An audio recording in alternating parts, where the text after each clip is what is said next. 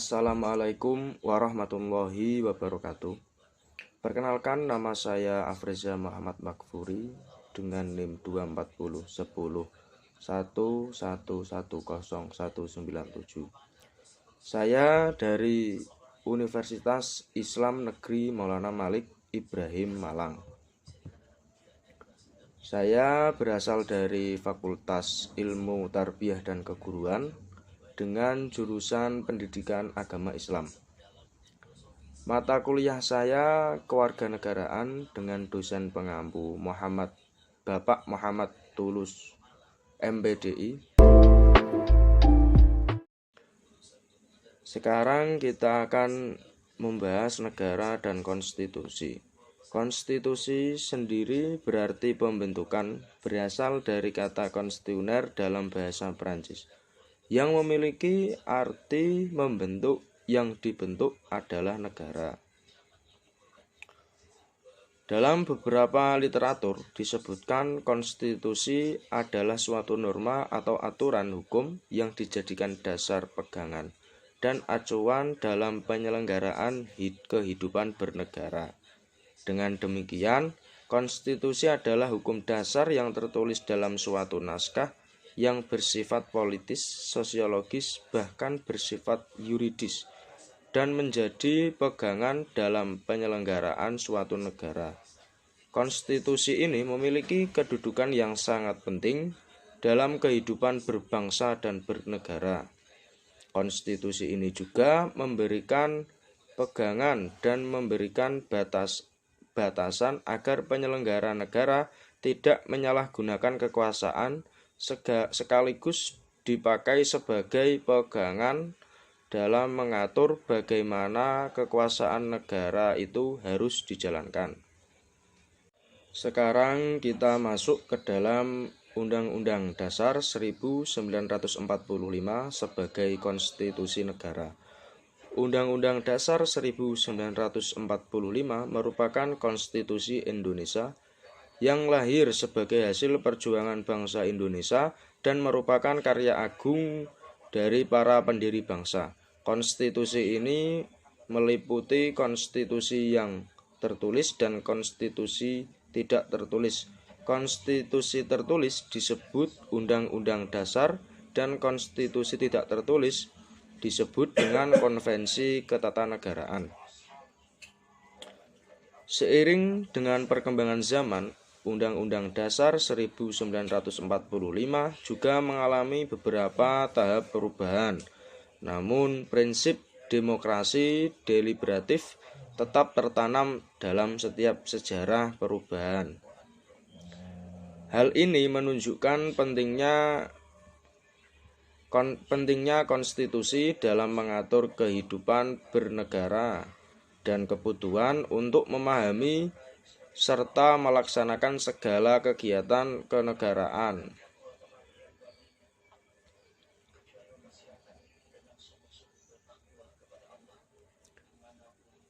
Sekarang kita masuk ke dalam pentingnya Undang-Undang Dasar 1945 di era modern.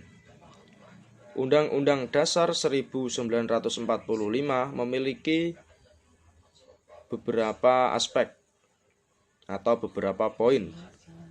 Poin pertama adalah kedudukan dan makna pembukaan Undang-Undang Dasar 1945.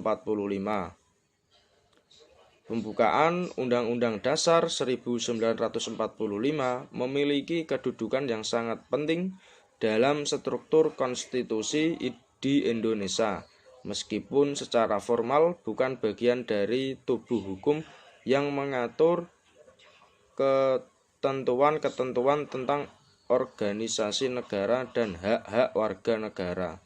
Namun, pembukaan ini mengandung nilai-nilai filosofis dan semangat dalam pembentukan negara Republik Indonesia. Poin kedua, sebagai rujukan hukum. Undang-Undang Dasar 1945 juga memiliki arti penting sebagai rujukan hukum perundang-undangan di Indonesia. Setiap aturan perundang-undangan yang dibuat di Indonesia tidak boleh bertentangan dengan Undang-Undang Dasar Negara Republik Indonesia.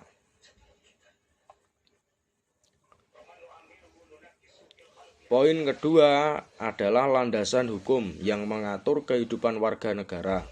Undang-Undang Dasar 1945 menjadi sumber hukum tertinggi di Indonesia dan menjadi perwujudan dari negara atau negara Indonesia, yaitu Pancasila. Undang-Undang Dasar 1945 dibentuk agar setiap warga negara mematuhi hukum dan menjadi sebuah landasan hukum yang mengatur setiap warga negaranya. Poin keempat, implementasi nilai-nilai Pancasila dalam era globalisasi. Pancasila sebagai dasar negara yang mengutamakan keadilan sosial dan perilaku adil bagi seluruh rakyat serta menghormati perbedaan sangat penting untuk diimplementasikan dalam era globalisasi di mana perbedaan budaya dan agama semakin kompleks. Tantangan dalam implementasi dalam kehidupan demokrasi di Indonesia diantaranya adalah masih maraknya korupsi, diskriminasi, dan intoleransi.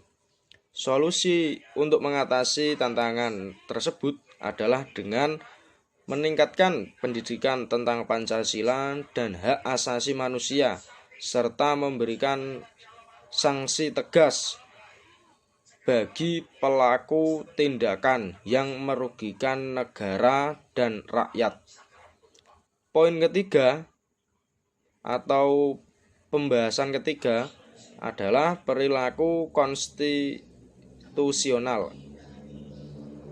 Perilaku ini mencakup tindakan, sikap, dan keputusan yang selaras dengan ketentuan yang telah ditetapkan dalam konstitusi yang harus dipatuhi oleh penyelenggara negara, lembaga-lembaga negara, dan warga negara.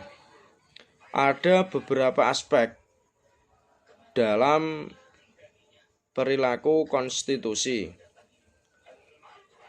Poin 1, kepatuhan terhadap konstitusi. Kepatuhan terhadap konstitusi adalah prinsip utama yang harus dipegang teguh dalam setiap keputusan dan kebijakan yang diambil oleh pemerintah maupun warga negaranya.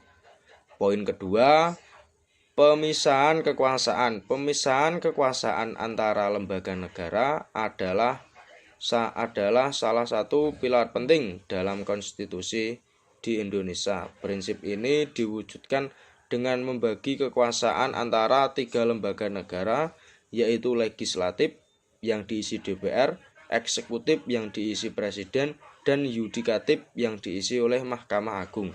Setiap lembaga memiliki kewenangan dan tanggung jawab yang jelas sesuai dengan Undang-Undang Dasar 1945 dan harus menjalankan fungsi tersebut dengan sebaik-baiknya. Penegakan hak asasi manusia. Undang-Undang Dasar 1945 juga mengatur perlindungan hak asasi manusia atau disingkat HAM bagi setiap warga negara. Oleh karena itu, perilaku konstitusi harus mencerminkan komitmen negara dalam menjaga dan melindungi hak-hak tersebut. Poin keempat yaitu peran masyarakat dalam konstitusi. Masyarakat juga memegang peran penting dalam menjaga perilaku konstitusional. Dengan cara memahami dan mematuhi ketentuan konstitusi, warga negara harus aktif dalam mengawasi jalannya pemerintahan dan berpartisipasi dalam proses politik sesuai dengan prinsip-prinsip demokrasi yang terkandung dalam Undang-Undang Dasar 1945.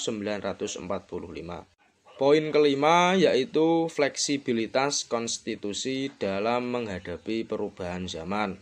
Salah satu contoh implementasi perilaku konstitusional adalah melalui perubahan yang terjadi pada Undang-Undang Dasar 1945 yang dilakukan melalui amandemen.